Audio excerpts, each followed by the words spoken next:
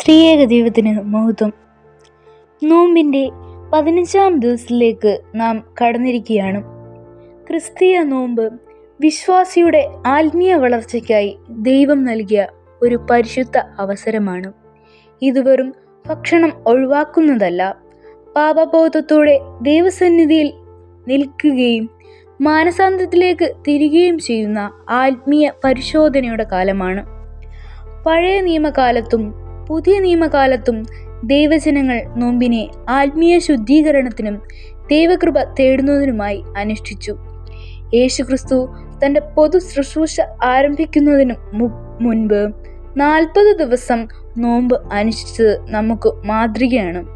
അതുപോലെ നോമ്പ് നമ്മുടെ ആത്മീയ നിയന്ത്രണത്തിലേക്ക്, വിനയത്തിലേക്കും പ്രാർത്ഥനയിലേക്കും നയിക്കുന്നു. പ്രത്യേകിച്ച് നോമ്പിൻ്റെ കാലഘട്ടത്തിൽ വിശ്വാസികൾ യേശുവിൻ്റെ കഷ്ടാനുഭവങ്ങളും ക്രൂശിലെ ത്യാഗവും ഓർത്ത് ആത്മീയമായി തയ്യാറെടുക്കുന്നു.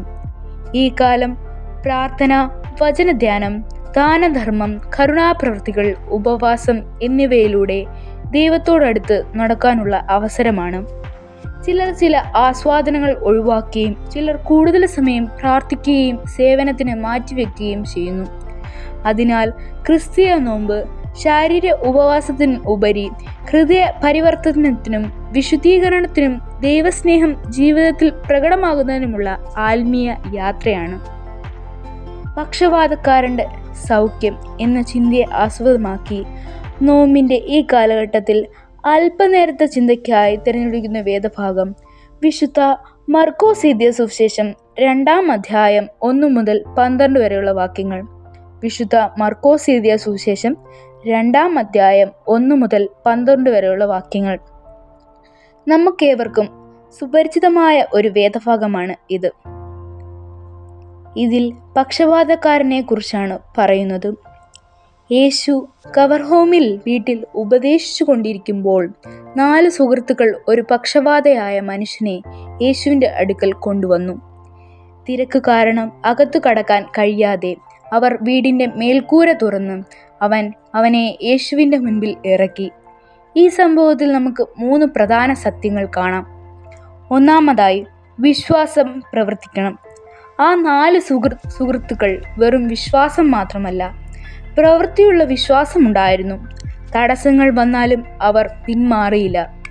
നമ്മുടെ വിശ്വാസവും പ്രാർത്ഥനയും പ്രവൃത്തിയിലൂടെ പ്രകടമാകണം. മറ്റുള്ളവരുടെ വേദനയിൽ പങ്കുചേരുന്ന വിശ്വാസമാണ് ദൈവത്തിന് പ്രസാദകരം.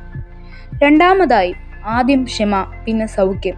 യേശു ആദ്യം പറഞ്ഞു, മകനെ, നിന്റെ പാപങ്ങൾ ക്ഷമിക്കപ്പെട്ടിരിക്കുന്നു.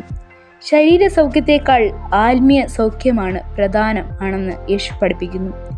ഇന്ന് നമ്മൾ പലപ്പോഴും ദൈവത്തോട് ആവശ്യപ്പെടുന്നത് ഭൗതിക അനുഗ്രഹങ്ങളാണ്.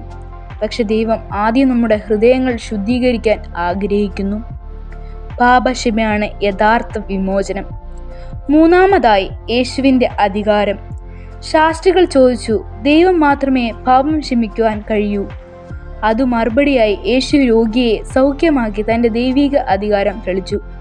യേശു ക്ഷമിക്കുന്നവനും സൗഖ്യമാക്കുന്നവനും ആണ്.